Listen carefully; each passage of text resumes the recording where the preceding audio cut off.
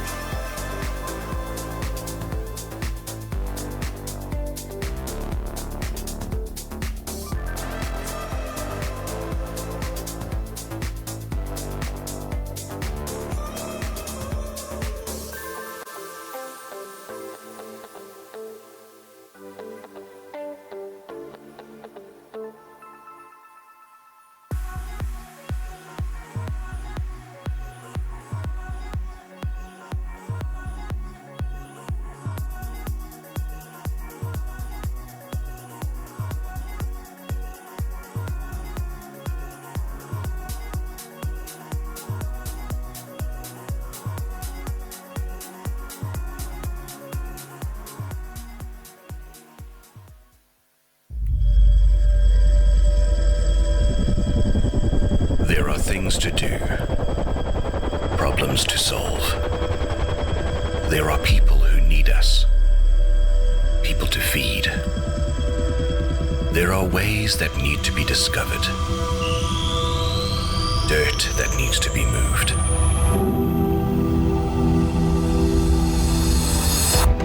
We have to grind, to find, to pioneer, while we make our living from the earth.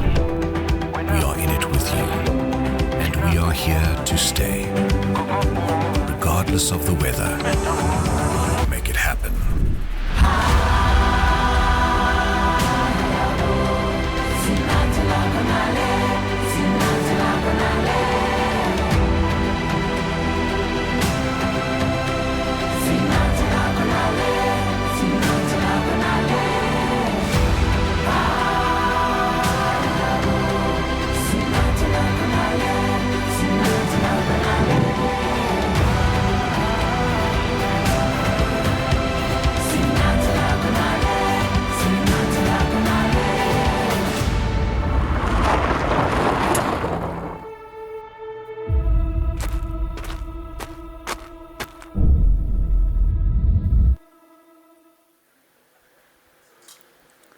Daar sê, laat ons wegspring. Baie welkom aan almal vandag hierso by die Case IH Inligtings en Tegnologie Dag. Dit is vir ons 'n ongelooflike voorreg om julle almal hier by ons te hê en ons is natuurlik ook ingeskakel reg oor die land en ons kyk na onder andere Bergwil, Somerset Wes en tot sover as Parys ook op die walle daar van die Vaalrivier. Ek is Gerrit Besuidnout, Landbou Weekblad en Landbou Weekliks joernalis en dit is vir my 'n ongelooflike voorreg om vandag hierso by julle almal saam te wees. Maar kom ons vind gou uit voor ons voortgaan. Is almal reg vir ons by ons satellietstasies? Bergwil, kan ons kyk? Is julle gereed vir ons? Daar sê, ek kan sien die manne se hande in die lug. Hulle is opgewonde en hulle is gereed vir ons dag. Somerset Wes, is julle manne reg? Kom boy, ziggy. Die geesdrif loop hoog daaronder in die Kaap. Parys, kan julle nog beter doen as Somerset Wes? Kan ons julle sien?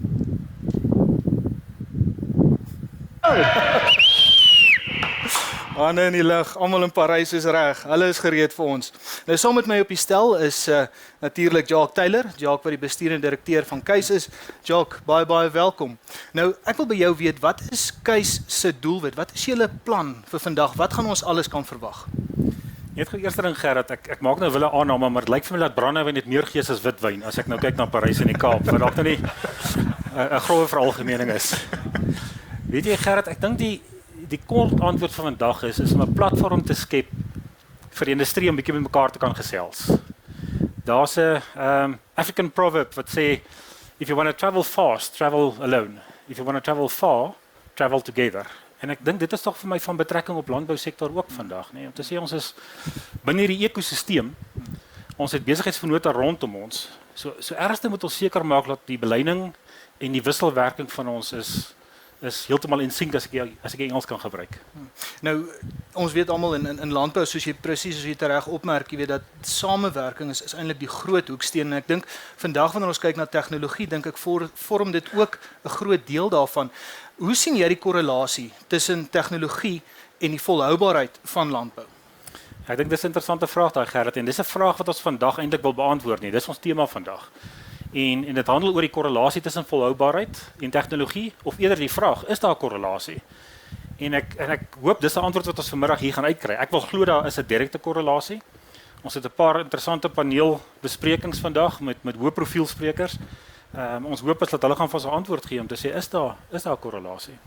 Nou ek weet ons die afgelope 2 jaar was taamlik moeilik geweest. Daar was baie inperkings geweest en ons kon nie regtig met mekaar skakel soos wat ons graag sou wou en soos wat ons gewoond is. Al hierdie boere daar, ek dink nou aan Nampo en al daai soort van goed nie. En uiteindelik Jacques, na 2 jaar kry ons die kans om almal weer by mekaar te wees. Maar ons moet natuurlik nog steeds kyk na mekaar en ons moet mekaar oppas. Sê jy net 'n bietjie vir ons verduidelik ons regulasies, hoe maak ons? Ja, ek dink dis eintlik 'n belangrike punt daai, nee. Nou dit voel vir my dis om hoenders by mekaar te maak, nee. Daar's 'n COVID regulasie daar buite. So ons vraag is, kyk of ons binne dit kan bly. Ons het probeer om die stoele 'n bietjie uitmekaar uit te haal. As jy 'n masker wil dra, asseblief dra 'n masker. So ja, so ver moontlik, kom ons probeer by die COVID regulasies bly. Ek dink dit is belangrik is vir almal van ons se gesondheid. Dit lyk of ons hier teen die einde van die 3de vlaag is. So dinge het 'n bietjie sagter geraak op ons, maar ek wil tog vir ons vra, kom ons kyk daarna. Nou Jacques, voordat ons oorgaan na die vooraf welkom van Frederico af, ek wil net vir ons satellietstasies sê, manne, gesels lekker met mekaar, skakel lekker in, neem deel, vra julle vra, ons sien baie uit daarna om van julle te hoor. Jacques, nou oor na die groot baas toe, nee. Ja, ek moet net namens Federico Bellotto net om verskoning vra. Op kort kennisgewing moes hy homself onttrek hier, maar hy het dan vir ons 'n boodskap hier opgeneem. Federico is die hoof van Keis Nieuw-Holland se landbou en konstruksie vir Suider-Afrika. So as ons kan, kom ons gaan net gehoor en luister net na sy boodskap vir ons. Ladies and gentlemen, good afternoon to everyone. And I would like first to apologize for not being physically present with you. Unfortunately, it was not possible for me, but I would take this opportunity to, on behalf of CNH Industrial, to share my appreciation for you attending this event. It has been now more than 1 year, exactly 14 months, that CNH Industrial has decided to take back directly the distribution and the management of Case IH brand in South Africa, and practically moving from a distributor solution to a direct branch and direct presence solution. This choice has been done mainly for 2 reasons. First of all, for the big importance that the South African market has for CNHI and for Case IH. And South Africa represents standalone is absolutely the most important market in the African continent, that represents alone almost 30% of the full African Middle East region revenues and volumes. And second, because with this move, we wanted to be closer to you, closer to our customer. 2021 has been a very good year for Africa, for agriculture mechanization in South Africa, despite all the difficulties and the challenge we have been through together. Just to mention, the pandemic is one of them, the difficulty with the supply chain constraint and the raw material price increase is another. But despite that, we have to say that has been a very good year, and this has been helping a lot the introduction of Case IH in the market in this 2021. And we have, of course, very good expectation also for 2022. And we don't have any reason for the moment to expect anything worse than what we have what we have had already in 2021. And today, the initiative that we are inaugurating today with you here is mainly done to be close to the customer, to start promoting a kind of dialogue and cooperation between the industry and the customer. And Case IH would like to play an active role in facilitating the conversation in the industry. So I really hope that you're going to enjoy the day. Thanks again to all of you, and I hope to be together with you very soon again in the future. Thank you very much. Ja, baie dankie aan Frederico. Ek dink dit is 'n besonderse prestasie vir ons boere om te sien hoe belangrik ons landbou vir 'n ongelooflike groot internasionale maatskappy so CNH is. Nou, voordat ek die paneel aan julle voorstel, gaan ons nou eers kyk na die nuutste AFS technology van Case. Ek dink dit is tegnologie wat eintlik ek wil Engels eintlik gebruik en sê dis mind-blowing. En kom ons kyk gou daarna. Ek dink julle gaan net so beïndruk wees soos ek.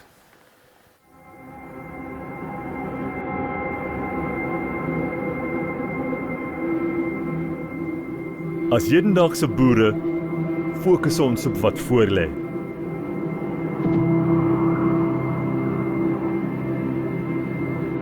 Die wêreld verander, ons moet ook. Tegnologie help ons om meer akkuraat te boer, wat lei na groter opbrengste en meer tyd.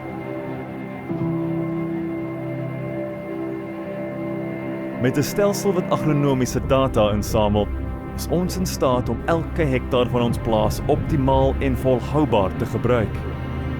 Met AFS Connect kan jy alles sentraliseer. Dit gee jou meer beheer, help met ingeligte besluitneming en verhoog produktiwiteit. Dit help ons dus om op ander belangrike aspekte van ons boerdery te fokus en gee ook tyd terug aan die produsent. Jou besluite in die hede het 'n impak op die toekoms. AFS Connect is ontwerp vir daardie toekoms.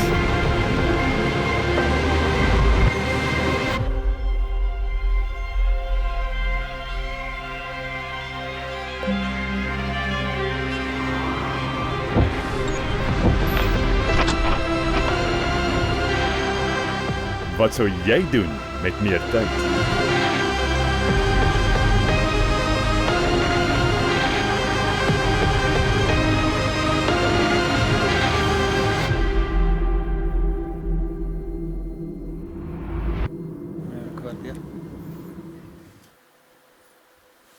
Nou, ongelooflike tegnologie wat Case hierso op hulle toerusting saamgestel het, wat natuurlik jou in staat stel om nie net met die implement agter jou te gesels nie, maar terwyl jy in jou plaashuis sit, kan jy kyk wat gebeur op jou lande, kyk wat is jou toedieningshoeveelhede en kyk wat plant jy en natuurlik hoeveel plant jy. Dis 'n ongelooflike stuk tegnologie wat daai data insamel en op die ou ende seker maak dat ons meer doeltreffend boer, beter besparings in die handwerk en uiteindelik volhoubaar is. Want ek dink dit is die groot tema van vandag en die groot vraag wat ons wil antwoord en hoe gaan ons dit regkry om seker te maak dat die tegnologie wat ons in belê, daai keuses wat ons maak, nie net op die einde jou op die plaas hou nie, maar jou in staat stel om beter besluite te maak aan die einde van die dag beter te boer. Soos julle kan sien, my paneel is nou besig om hulle sitplekke in te neem.